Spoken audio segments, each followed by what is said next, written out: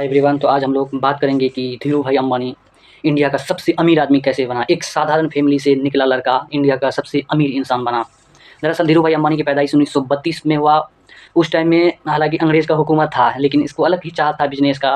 हालांकि 1947 में जाके हमारा देश आज़ाद हुआ। बहरहाल उस पर बात नहीं करेंगे, लेकिन उसका देखेंगे कि बिजनेस आदमी को गुलामी भी नहीं रोक सकता है। हालांकि उस टाइम में गुलाम था, लोग ऐसे ही डरे हुए थे अंग्रेज से, लेकिन धीरू भाई अंबानी अपना बिजनेस फैलाते रहे। तो 1932 में धीरू भाई अंबानी पैदा हुए गुजरात के जूनागढ़ ज़िले में, जो कि इंडिया में है।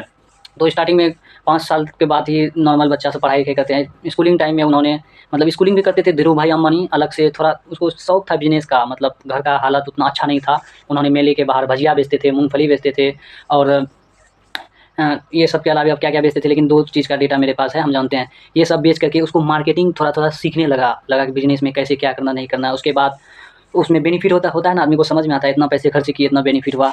तो धीरू भाई अंबानी यही माइंडसेट के थे। उन्होंने कुछ साल बाद यमन चले गए। यमन एक देश है सऊदी अरबिया की तरफ। यमन में 8 साल तक पेट्रोलियम में काम किए।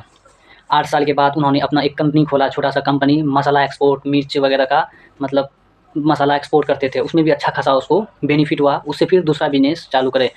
तो फाइनली 1958 ईस्वी में उन्होंने रिलायंस स्टार्ट करे, जो कि आज इंडिया का सबसे नंबर 1 बिज़नेस में से एक है रिलायंस, जो कि जो मुकेश अंबानी के मतलब जिससे लोग पहचानते हैं कि ये मुकेश अंबानी का है। लेकिन स्टार्टिंग करे थे धीरू भाई अंबानी। तो रिलायंस जब स्टार्ट करे थे उस टाइम में एक रूम था छोटा-सा, एक 2 कुर्सी थे, एक टेलीफ़ोन थे, और 2 उसका वर्कर काम करने वाले थे धीरू भाई अंबानी का। लेकिन धीरू भाई अंबानी जो बड़ा आदमी है ना, वो आगे का ज़्यादा सोचते हैं। तो धीरू भाई अंबानी का भी कुछ ऐसे ही है। 1958 ईस्वी में उन्होंने रिलायंस स्टार्ट किए। उसमें मतलब मेहनत करते-करते, ग्रोथ करते-करते फाइनली पब्लिकली यानी पब्लिक करे, पूरा पब्लिक हुआ, यानी इसका प्रचार वगैरह 1977 ईस्वी में। उसके बाद ये ज़्यादातर ग्रोथ में ही रहा।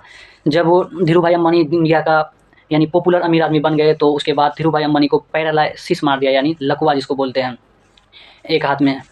तो उसके बाद 2002 ईस्वी में धीरू भाई अंबानी का मतलब देहांत हो जाता है, मृत्यु हो जाता है। उसके बाद 2005 ईस्वी में यानी अनिल अंबानी और मुकेश अंबानी के बीच में अपना जो प्रॉपर्टी है उसका बँटवारा हो जाता है। लोग अपना-अपना बिज़नेस सँभालने लगते हैं।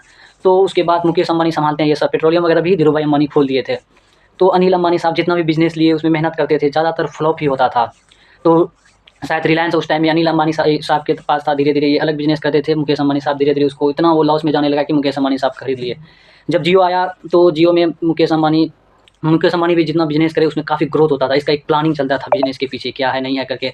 हाँ, तो जब मुकेश अंबानी स्टार्ट करे यानी रिलायंस तो था ये पहले से ही। जब जियो इंडिया में जियो का कहानी सुनाते हैं, इंडिया में लाया तो स्टार्टिंग में इंसान मतलब जियो को नहीं जानता था। गाँव-गाँव में टावर लगवाया, करोड़ों रुपया खर्चा करे। उसके बाद 2-3 साल तक और फ्री भी दिए। आप सोचो इतना पेशेंस कहाँ से आता है। तो धीरू भाई अंबानी के बाद उसके जैसा दिमाग मुकेश अंबानी को ही था। मतलब अभी भी उसका बिज़नेस इंडिया का नंबर 1 में है। तो जियो में आदत लग गया धीरे-धीरे, उसके बाद पैसे लगा दिया। लोग जाएगा कहाँ? तो उसी में लोग फिर पैसे दे के रिचार्ज करवाता था। अब तो इतना महँगा कर दिया है कि आदमी मजबूरी बन गया इसको यूज़ करना। तो एक टाइम ऐसा था कि रिलायंस में 2 आदमी काम करते थे, एक घर था, एक टेलीफ़ोन था। अभी ऐसा आ गया है कि लाखों यानी 4 लाख समथिंग आदमी काम करते हैं रिलायंस में। सोचो इतना आगे चले गया। मुकेश अंबानी भी ऐसे ही बिज़नेस माइंडसेट का है। ऐसा नहीं कि वो लोग एक बिज़नेस करता है। बिज़नेस में जैसे जियो लाया, जियो मार्ट, जियो ये, जियो वो, मतलब इतना सारा बिज़नेस उसी में बना दिया। मतलब रिलायंस का चेयरमैन अब बन गया मुकेश अंबानी साहब। मुकेश अंबानी भी उसको काफ़ी मेहनत कर के आगे बढ़ा रहा है। सेलिब्रिटी सबको भी अपने अपने यहाँ बुला के नचवा देता है। ऐसा पैसे का पावर होता है।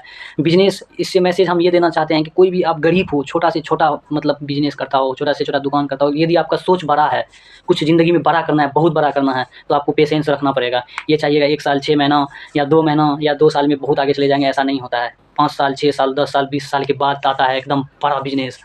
तो मुझे सुनने के लिए thank you for watching in this video.